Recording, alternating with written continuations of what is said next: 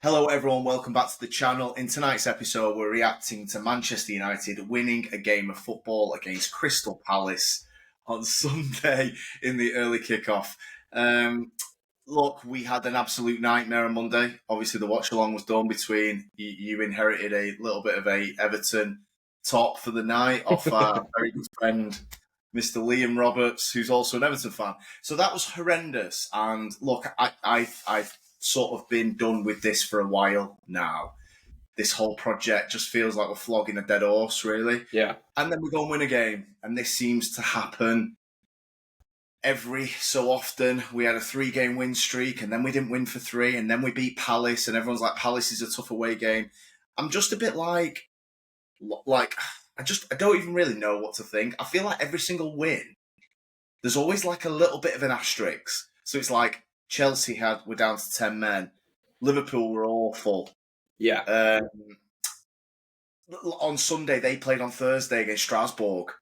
Do you feel like, Alex, after these wins, do you feel like you're stuck in this kind of roundabout where you can't really see much improvements, but you'll get the odd win and it's just about doing enough to tick over? I don't see the longevity in it. I still feel like on Sunday, if Luke Shaw hadn't made that tackle in the first half, 2-0, I think they could have got over the line, Palace. Yeah. I know they were tired. I mean, Amorim said it post-game. At half-time, they went into the dressing room and went, they're tired. They've no squad. He's pissed off, Glasner, saying we've had no investment. And you could tell, you could see it in their game. They probably needed that 2-0. Luke Shaw, to be fair to him, was an amazing block. I think Yoro made one as well. And they had a couple of chances and that straight at Le Mans on all of them, really. And then, obviously, when United got one, it completely flipped and we somehow got over the line thanks to, in my opinion, I don't know what you thought, but Dean Henderson's goalkeeping. Certainly. I thought, look, I'll be honest, I didn't watch the whole game. I did catch little bits of it. I thought United just seemed to be living off moments rather than this system actually starting to work. I've not watched United yet and started to think the pendulum's swinging or anything like that. I just don't think this tide has turned with Amorim. I feel like you are going to pick up these wins. And like you say, there seems to be an asterisk against quite a lot of them, even when you do. Look, the way we're at in the Premier League, it is still actually quite close at the top. So it doesn't make for too much of a bad reading. And you're going to get United fans out there that are going to say, look at that, and we can actually go and get Champions League. You could, but if you look into a bit deeper, I just don't see if there's enough evidence to show this is actually working, or like you say, there's any sort of longevity to it. The 6th, and I think we've been rubbish, but we're going to come to, we're going to do an episode on City in a minute, and you're third or second, whatever you are. I'm just like, I think that, look, we won a game, and then I look at the next 2 fixtures. We'll come to that because obviously everyone's filling up my comments that we've had a tough start fixture wise and stuff like that. And when the fixtures ease, we're gonna reap the rewards a little bit. And then we lost to Everton, and we drew to Forest, and we drew to Tottenham. So really, you're looking at those easier fixtures. Amorim has struggled in them more. This is the first one where you can look at and go, well, okay, well he went and beat Palace away. They've not lost at home since February, apparently. Yeah. So, look, man, I think that you've got West Ham and Wolves next up. This better be another 3-game win streak. And that to me is not moving mountains. That's the bare minimum. We should be beating these teams. I know what's going to happen. Let's say we do beat West Ham on Thursday, and we better be beating Wolves on Monday. They're one of the worst teams in Premier history. It's like, right, okay, you've beaten Dross. Now you've got to beat your Bournemouths, your Newcastles, your mid-table. They're not rubbish, but they're not top 4 teams. Alex, what do you think the main reason? What do you think the main reason when I'm watching some United games and one half to the next, you're just a totally different side? Do you think it's a lack of understanding from the players on the pitch, or what is it? I think there's something that I will give Amorim a bit of leeway on is this up and downness individually from the players, because you're right. First half was woeful against Palace, and then second half was a lot better. So what is that application? Is that effort? Is it nerves? Like you see Lenny Yoro's all over the place. He falls over and he fouls someone for the penalty. And it's like, what are we doing? I mean, we're so up and down. We have confidence crisis almost like every 2 weeks because we hadn't won for 3 games. People talk about that 3-game win streak. We then didn't win for 3. And the cherry on top of the cake was Monday against 10-man Everton. So I think in Amorim's defence, like they're individually inconsistent, but that leads to my point. Surely you want to maximise these inconsistent players by putting them in a system that suits them because I'm doing the math here. If they're inconsistent performance-wise, you want to put them in their best position possible to succeed. And you might get 5 good games in a row as opposed to 2. What we're getting is we've got the players, most of them are probably not good enough, although it's hard to truly judge because I've not seen them in anything but this 3-4-3 abomination. So I am a little bit like, I don't fully know how to grade them, but at the same time, you saw it on Sunday. Not closing down, not running as hard as a team that played on Thursday. So I do give Amorim a little bit of like, he must be looking at him in that second half and going, well, where was this closing down from kickoff? Because you were rubbish in that first half. So you are right. There is individual issues here as well. I know I lump on this system, but the players do need to look at themselves, I think, as well. They do, of course they do. I do agree with you, though. I think he's making a hard job even more difficult for himself in choosing the system that he is and the players that he has available. But I just don't see how this can work. With the group he's got, how many players would you actually need to make this work or make it be a side which Man United fans can really get behind and enjoy watching this team play? Because I think if you look at position from position, I mean, even the ones that, I see people like were happy with Yoro, and I feel like United fans do clutch at things a little bit too much. They get a good performance, one good performance from a player, and then he's the best thing since sliced bread. And look, we all fall into it. Don't get me wrong. I've been doing it since we fell off a little bit. Doku can have a good game, and I'm hyping him up. But I think you have got to look at it. Lenny Yoro, Alex. I mean, what is he as a centre-back, really? Because I'm a bit confused. I don't see this guy that Real Madrid were touting. I really don't. Yeah. Look, you know, we speak every day, and we've been doing this channel for not far off a year now, and I've seen a year of Yoro.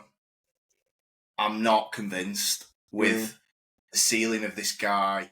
At the end of the day, however bad Man United are, I'm still looking ahead to challenging for a league title. Yeah. If you're not good enough to do that, what are we doing? Because we pay the fees and we pay the wages. Yeah. So, yes, I'm not an idiot going to go, well, we can't, you're not good enough to be a contender, so get gone. I understand there's going to be growth towards that goal, but I'm also just thinking, like, do I see Saliba and Gabriel? No, I don't. With Yoro, I don't see it. I think there's too many errors. I think he struggles individually.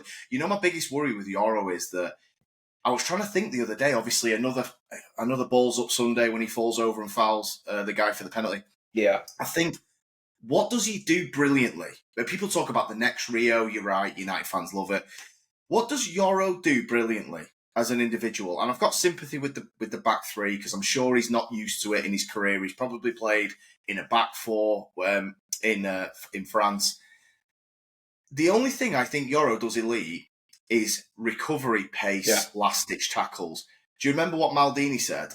I've never had to make a slide tackle in my life because I read the game that well. Yeah. Rio Ferdinand, was he flailing? Everyone says next Rio. Well, how many slide tackles and last-ditch tackles did Rio have to make? He didn't have to make many. Your best centre-backs are never flailing round. No, it leans to, are you poorly prepared? You know what I mean? Yeah. So that is kind of where it's at. I mean, was there any standout performance for you in that game? They were better than Monday, but that wasn't hard. And this does lead to your point of Xerxes was better. Yeah. I don't want to praise them that much because it's one game after 3 poor games. Look, we didn't do much podcasting because you was on holiday. Forest and Spurs 2-2 draws. This great character last minute equalisers. We were shite in them, particularly Tottenham. Me and you were off camera. We're talking about Tottenham. Yeah, it was terrible. How bad they look. We scraped a 2-2. So this little run that we've been on has been appalling. Well, Alex, it was like that game. So I watched that Tottenham game when I was away, and I was talking to you, and I was saying it just looks like two really poor sides, and both teams have gone on since then to kind of make my point even more. Do you know what I mean? Tottenham are a poor football side. And Man United, you have moments like, yeah, fair play, Xerxes, I thought it was a really good finish. Do I see any sort of obvious fit for the guy or where his career is going to take off at Man United? I honestly don't. I can see that being he goes back to Serie A, he scores 3 goals. United fans all get on Instagram and go, see, the club's toxic, we shouldn't have let him go. You know, it's just the same pattern, bro. It's similar to my point with Yoro. I'm looking at these guys and going, are you good enough to be in a league title squad? Yeah. Look, I think Yoro is the one that I'm going to give it maximum amount of, allowance for, and not because of age. I know that's the first thing people jump to, because I do have a lot of sympathy in this back three, and I'm confused, and I can see he is, and I don't think he's a bad. I know Luke Shaw's a good footballer. I've watched when Shaw's fit. I know he's good. And I see Shaw struggling in this left centre back. Them interior centre backs have got the hardest job, because we saw it against Everton. Yoro got done by Dewsbury Hall. Last year, that Southampton lad, Suleimane's a winger. And it's like, hang on, Yoro's looking for the number 9. Yeah, he doesn't know who his man is. Yeah. I think of centre backs. We were speaking after the Everton game, and I think, like, how many centre backs of old in a 4-4-2 or 4-3-3 are picking up the wingers or the number 10s? Rio Ferdinand ain't stepping out onto Kaká. He doesn't want any business with that. So it does seem to create confusion. Of course it does. And, Yoro wants to be picking up the number 9. He wants to be picking up whoever Mateta. Me and Delict, one of us will pick Mateta up, one of us will be the spare guy. I saw it with Rio and Vidic, with Drogba and players like that. If you're picking him up, I'm the spare guy and I'll mark space. With this, Yoro's like, I'm picking up the winger, picking up the number 10, and I'm picking up the striker. And do you know what do you know what doesn't help, Alex? You are so right, by the way. And I think where Amorim's really got to take some heat on this is the confusion that's coming is not only just from the system and that the players maybe don't suit it, like you're making the point with Yoro, but say using Yoro as an example. Now, Yoro can be having Dalot next to him one week, or he can be having Ahmad the week after. Now, that is so difficult because two very different players, and you're going to get two very different outcomes. So Yoro knows I'm going to need to push. I'm going to need to go, and I've really got to have the winger, and I'm going to have to keep my eye in the middle as well. Do you know what I mean? But then the following week, it's going to be Dalot, and Dalot he is a legitimate fullback. I totally agree with you. It's not even just game to game. It's half to half with Amorim. He changes the back 5 every 60 minutes. Yeah, Christian. ridiculously. You're so right. Start the game with Mazraoui there. Okay, well, Mazraoui's going to be defensive. I can probably tuck in a bit and help Delict. And then we're losing. Ahmad's at right wing back. Yoro's like, fuck, now I've got to jump and press out to the winger because Ahmad's up top. It is. Alex, there's no consistency, and I don't see how Amorim, he's supposedly a top class manager. This is what a lot of people were saying online. Some people still saying it now. Now, what top class manager changes the back line as much as he does? And I'm not meaning Alex from week to week, like you just said. It's in game, week in, week out. Yeah. The back 5 that starts, it doesn't end the game. It's true. I mean, I was looking at his statistics since he's been here in the Premier League, Amorim, and we'll just run through them. It's sort of linked to what you're talking about, the defence, and I wanted to talk about the goals against and stuff like that. Ruben Amorim has been in charge of 40 Premier League games since he's been in charge. Probably a year ago he took charge. We've conceded 62 goals in 40 games since he's been here, and he's played a back 5 for a high percentage of them. Yeah, with a holding midfielder, by the way. Sometimes 2 holding midfielders. Last year, Casemiro and Ugarte played a lot of games. Obviously, we've won 13 of those games. We know the statistics aren't very good. What I want to talk about, Christian, Ruben Amorim has been coach of Manchester United for 40 games. We've had 6 clean sheets. Yeah. 6. It's relegation. This isn't like, they're a bit of an iffy defensive team. This is relegation stuff. You're conceding 60 over give or take a full season. You've got 6 clean sheets. You've been here a year, and you're playing a back 5, man. And Christian, just on that, he's been here. We've won 13 games in 40. Awful. And I was thinking to myself, I was watching it with my friend on Sunday. How many games have we comfortably won under Ruben Amorim where the last 10 minutes I'm sat there, relaxed, there's 5 minutes and I'm not bothered. I had to look back because I thought, you know what, let's have a look. How many games? There's only now 13 to pick from, isn't there? So 13 wins. How many have been by more than one goal? 6. 6 games. And if you want to just run through them, it was Everton under Dyche in his second game, 4-0. Southampton, relegated. Leicester, relegated. Sunderland, promoted. Villa, last game of the season. Yeah. And then Brighton the week 4-2 with that last-minute goal. Ruben Amorim's been in charge of Manchester United a year, and we've won 6 games by more than one goal. Yeah. And when am I going to sit there and go, wow, Ruben Amorim's system dominated the opposition and we won 3-0. It better be one of these next 2, Christian. Never mind win. To be honest, I can't see it, Alex. He needs to gain some sort of consistency and trust in players in the positions. Fair enough. If you're going with this and you're saying it's what you want, you need to put the marker down then. It's no good. You said it. Alex, you can't keep doing this. Where it's ridiculous, if you're starting the game and you're going Ahmad, you can't then switch it and go Dallo. Like, especially, I mean, it's blown my mind when he's done that sometimes and you're chasing the game. And I'm like, hang on, right, so if you started with him, how can you go back to Dallo? That makes no sense to anyone. Anyone watching this video can not come in the comments and tell me, if you're chasing a game, you start with Ahmad at wing-back, you bring on Dallo, that makes sense. It really doesn't. I just think he's got this obsession with he needs to change it. It's like his favourite position to change, and he feels like it can gain him further up the pitch. It won't. Not when you're bringing on a legitimate, let's be honest, very average to maybe even poor fullback in Dallo. You're not going to get anything.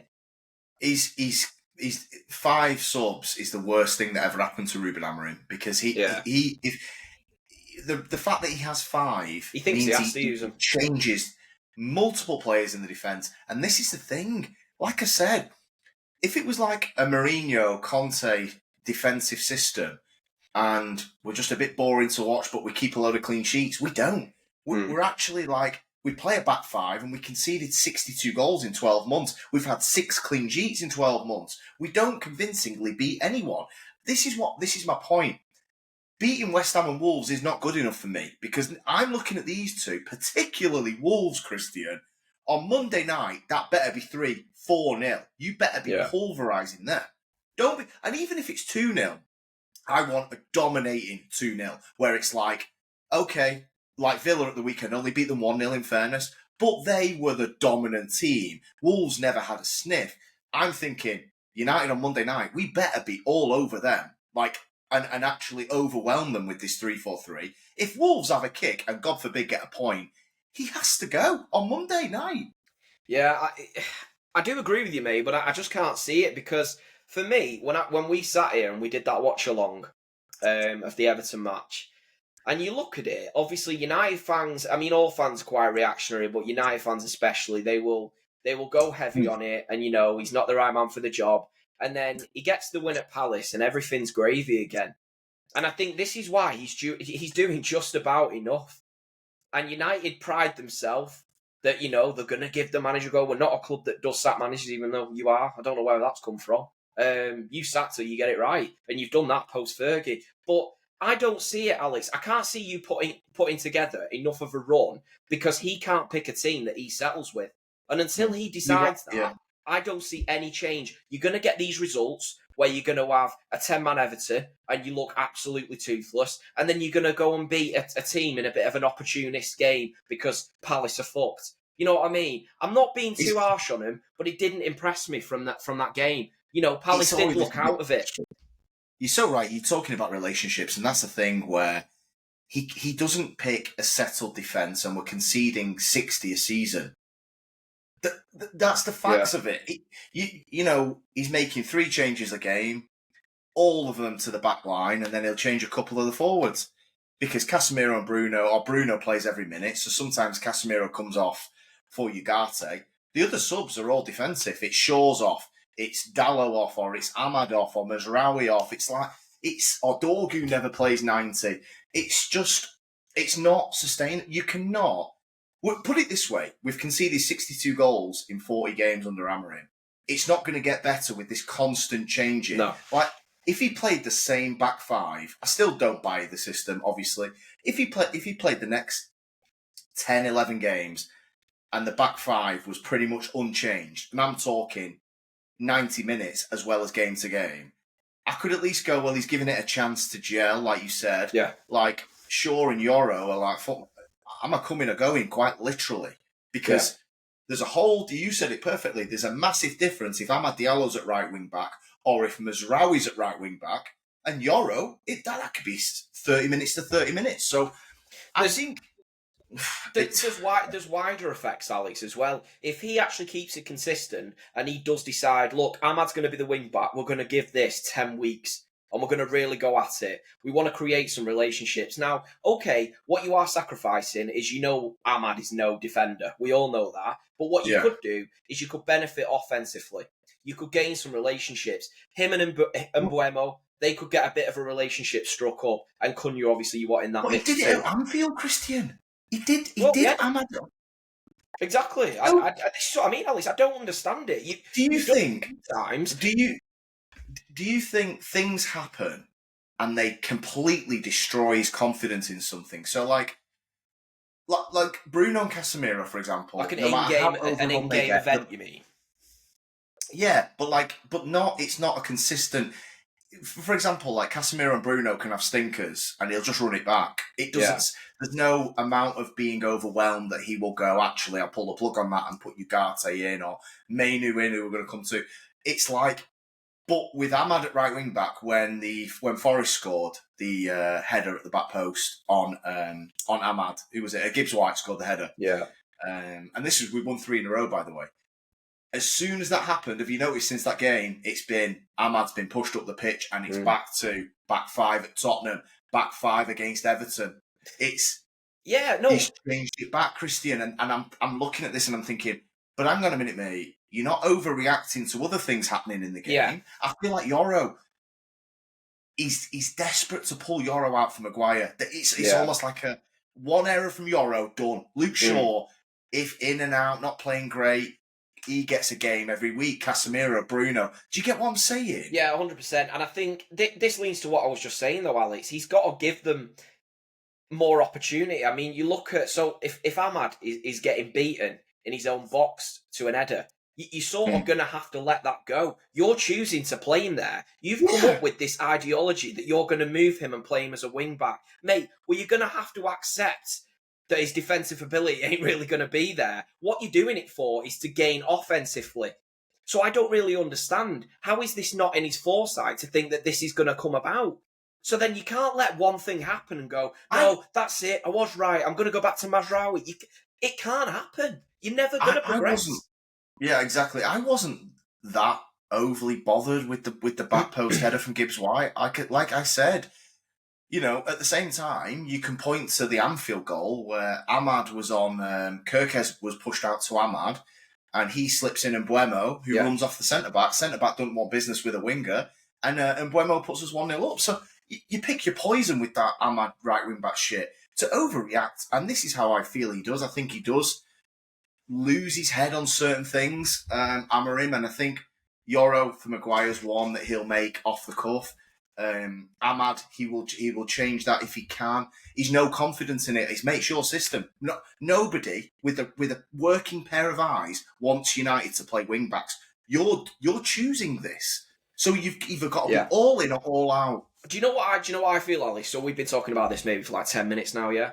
And I see that it's the biggest topic on Sky Sports News, Overlap, wherever you want to go when they talk about United. It's talking about the system, and it feels like everyone's trying to pick something to make that system work rather than just saying, no, it's wrong. Like me and you were talking here 10 minutes and we're like talking about Ahmad at wing-back. Ahmad doesn't have any business at wing-back. And me and you are both very much aware of it. But what we're doing is going, this guy is so arrogant, he's never going to change it. So you're having to be like, well, it's happening anyway. I'd rather have the lesser of two evils and give us a chance going forward. Do you know what I mean?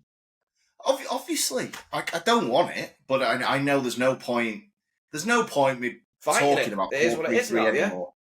There's no point in going to do it, and I think. But the thing that confuses me the most is he's not receiving the pressure I think his attitude towards this lack of flexibility deserves. Yeah. Because, in my opinion, doubling down and going with a system that blatantly doesn't suit the squad and losing games and benching Mainoo, that should bring massive pressure. You better be winning. I said this to you months ago. Yeah. If you're benching Mainoo, playing a back five in a squad that doesn't suit it, you better be winning games, mate. And okay, you won one on Sunday, but this has got to be consistent. What do you think about the Mainoo situation, Alex? Obviously, you talk a little bit off camera, and you said he looked a little bit dejected, which is no surprise. What's your thoughts on him at the moment? Well, obviously, Mainoo wanted to go out on loan at the end of the transfer window, and I feel so sorry for the kid that we didn't allow that to happen, because he's been made to sit on the bench and watch a midfield that I think is dysfunctional start ahead of him and play 91 minutes, and he gets 3 minutes. He got 3 minutes at the weekend. He looked pissed off. I don't blame him. His World Cup campaign is going... it's getting away from him now. He's probably not going to get a seat on the plane. He's definitely not going to start, because obviously Elliot Anderson's the flavour of the week. Yeah. And Adam Wharton's probably going to get the squad place over him. And it's devastating. After that Euros final, we all thought Rice, Bellingham and Mainoo was the starting three for the next 4 tournaments. And now 1/3 of it is not going. So not even on the plane. Like, I'm gutted, really, because I think about Bruno particularly. This whole Bruno Fernandes 100 million offer in the summer that Amorim and the club rejected, to then play him in centre mid, which then freezes out Mainoo. Because he's said this. He's against Bruno. Bruno doesn't get injured and have no cup games, so I can't sub Bruno or even play Mainoo. Mainoo gets 10 minutes sometimes. Yeah. He looks rusty. He's no rhythm and he's no minutes. So what I don't understand is, at a club that prioritises youth development, to not take the 100 million in a year we're doing nothing with or without Bruno. So I don't understand it. Like, is Bruno a player you want to pick and sell? No. But at the same time, what are we with him? Like, we might as well... Because Christian, think about this, right? And I'll ask you this question. We know United need a midfielder. Now, people are going, they need 2. Well, hang on a minute. We had 1, like, as a banker. Yeah, that's your marquee, 12 months ago. Now people are going, they need Elliot Anderson and Belieber. Well, hang on a minute, right? Well, we didn't need 2 12 months ago because we thought we had one of the hottest prospects in Europe in Kobbie Mainoo. And now it's like, well, we might as well just sell him then, because there's no... if you're keeping Amorim, Mainoo's going to go. That's the facts. Yeah, I think... What do you think, Alex, was the motivation behind handcuffing this guy to the radiator? Because to me... It's awful on Mainoo himself. I mean, you've completely butchered any hope he had of reviving and getting a spot on that plane. That is gone completely out the window. And also is risking, is he going to be pissed off permanently now? Because he's going to have to watch his mates get on that plane and go and play in the World Cup. And he's not got another opportunity to do that for 4 years. I mean, that relationship with Amorim is going to be unbelievably sour. Look... I honestly just think they said you're not going out alone because of the reaction. But I have a lot of issues with these people in our comments. A lot of people back Amorim, and they are not factoring in the potential of losing Kobbie Mainoo, in my opinion. And I think it's a very realistic thing. Like you said, okay, Bruno goes to Saudi in the summer, right? Let's say that hypothetically happens. What if Mainoo's done? What if Mainoo's gone? I don't... No, I'm not having this. No, I wanted to be playing. I wanted to go to USA for the World Cup. Yeah. Don't be doing this where I've got to wait a year. I didn't have to wait a year under Ten Hag, and I won an FA Cup and I scored the winner as man of match in the final. So, like, I think United have gone to do what they've done and allow this double down, because at the end of the day, Bruno could play as a number 10, right? Even in this abomination of a system. Yeah. He could play in that Mason Mount number 10 role. I know, but then you have got Cunha.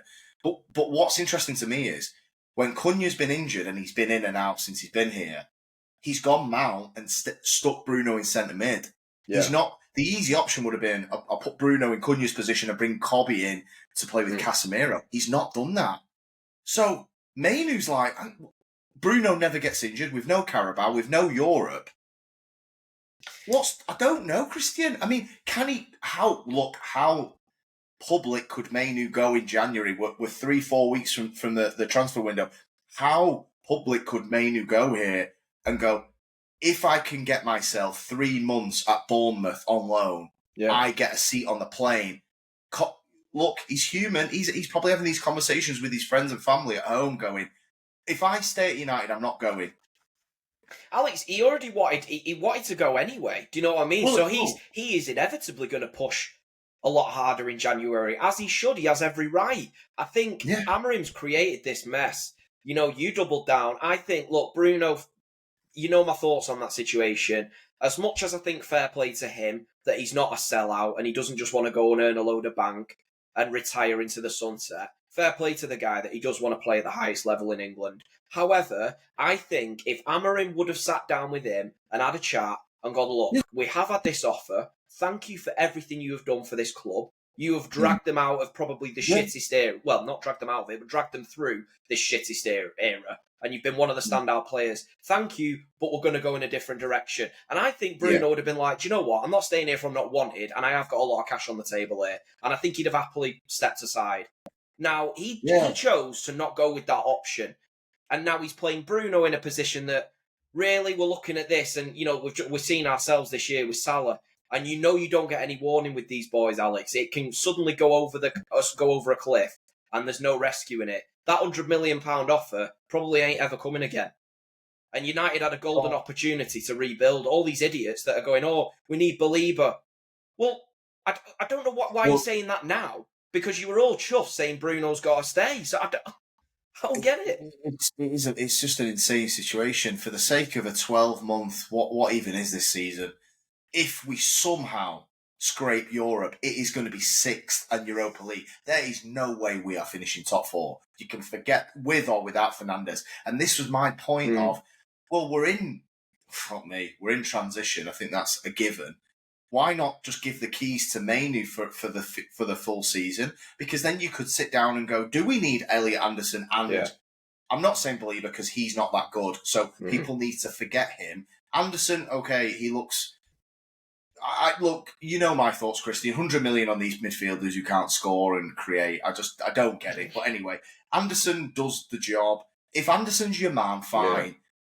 But now we're all sat here going, we don't know what Mainoo is anymore because we've not seen him for ages and he's got no minutes. So now you're going, we need 2 midfielders. And I feel for the kid, honestly, and he looked pissed off. I want to see personally. I like Mainoo. I want to see Mainoo with the handcuffs up and let. You mentioned Bournemouth, Alice. I'd love to see him go and play for a club like Bournemouth for 6 months and let's see what he's doing. Because probably undercooked him there, Christian. What about Newcastle? 100%. I do. I think he could get a much better move than that. I'm just saying, I'd like to see him play somewhere where we can actually really see what this kid's potential is, because we all saw the performances that season. And like I said, when he went to England, we were all crying out for him to start. Southgate started him and we were like, you know, they've got some player here, United. How are you lot now in this position months on from that? You know what I mean? It just leads to my point. It's a sad state of affairs for you lot. It just leads to my point of the ultimate Amorim defenders of, if you're benching Mainoo and playing Casemiro and Bruno in a 2, you better be winning games, because that is nonsense. Look, does anybody with a working pair of eyes and a reasonable TV think that Casemiro and Bruno in 2025 is a good midfield 2? No, you don't. You just basically smoke and mirrors in yourself because you want Amorim to succeed. But if you've got a football brain, anybody knows we're treading water with this midfield weekly. I mean, look, every game, I tell you, let's see what Wolves do, because they are the worst team in Prem history, right? Yeah. Are you going to tell me that João Gomez is going to look good on Monday? Because I bet he looks all right. Alex, you're so right, though. You know, when managers come in and they want to make these big calls, whether it's their ego or just their ideology that they want to go in a different direction, it's fair enough. But if you've got guys there, like when we had Sergio Aguero, still prime Sergio Aguero, by the way, Pep came in and, you know, maybe there was a bit of a thing with that relationship that it weren't right or whatever. And he brings in Gabriel Jesus, a young Jesus, hungry, and he gave what Pep wanted more. But we were winning games, and Jesus was scoring when he first came in. So at the end of the day, as much as all City fans were like, Sergio Aguero is our hero, they were more accepting of it because the results were there. Now, when the results started slipping and Jesus started going on non-scoring streaks, they were fucking pouring on him, and rightfully so. What I don't get is United just seem to give this guy a pass like he's this genius, that he's seen this that needs to happen. No, if you are playing this, you need to back it up with results. Otherwise, it's just nonsensical, and we're all seeing how stupid it is. Facts, man. I totally hear you. Look, before we wrap up, let's have a quick look ahead. Obviously, my mentions are getting filled up that the being 8th, 10th, wherever we've been for the last 3 weeks has been because of the fixture list. I disagree. Anyway, fixture list. We're talking. We did get the win at the weekend against Palace, which was one of the more tough games. We've got West Ham at home on Thursday. We've got Wolves away on Monday. Next two are against two of the worst teams in the league this season. I'm not sure where West Ham are, but they're 17th, and Wolves have got 2 points in 13 games. Yeah. So, look, you win them two, you're sitting on a 3-game win streak. We then have Bournemouth at home and then Villa away. I will be floored if we beat Villa away. They are a very solid team. I think we're still very dysfunctional. There's holes everywhere. Alex, However, I'd be shocked. I wouldn't be floored, but I would be shocked if you beat Bournemouth at home. Yeah, that's just honest. I'm not trying to wind you up or anything. They stuck 3 past us last year at Old Trafford. Yeah, I just think they're a good team. They're a solid outfit. I think what I will say is we're always one game away from a crisis, and I mean, Everton was the one, wasn't it, where it's like you get them 2 draws and everyone's talking about character. Beat Everton, you've won 4 out of 6, you've got 2 last-minute equalisers. It's not a bad 6-game window in a vacuum. You lose to Everton, you've not won in 3, and then you do get grind the Palace game out, which they did win, so I've got to give them some credit. Wolves and West Ham are a given. You have to be taking 6 points there. That is not in. I said to you at the beginning of the episode, you better be like the dominant team in them wins. Never mind 6 points. I want to be sat there Thursday against West Ham and go, we've won 2-0. We should have won 4-0. I tell you what, on Monday night, if you struggle against them, Wolves. No, Alex, you're right, and I think it's the way you play these games. It's the way in which you win. It's the way in which you draw, and it's the way in which you lose. And unfortunately, with you guys at Amorim, I never see often performances that impress me. And I don't ever see some sort of progression. It always seems to be 1 step forward, 2 steps back. And I think when United fans, and they'll hype up a result, and even if you do get a good result away, Anfield, wherever, or even if you've come to the Etihad and you got something, you've also got to look at how you win in these matches and then watch the next game. Was there anything from the game before that's been implemented permanently? Or was it just a fucking one-off fluke? Is that enough to keep a guy in a job? Tell us in the comments.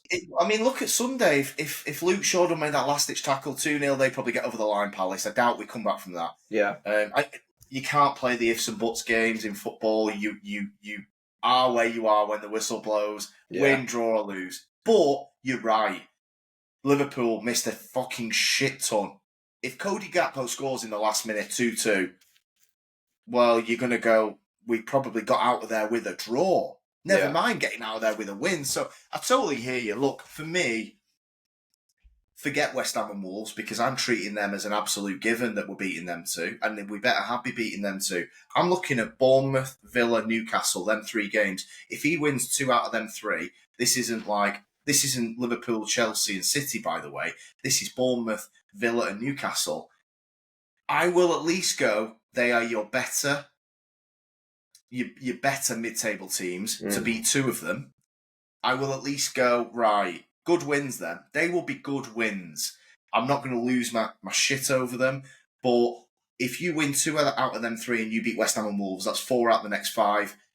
That's a good run, and I will at least then sit up and go, right.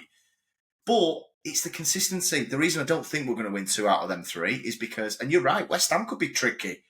Wolves on Monday, I'm not being funny. Would you be shocked if it's 0-0 after 60?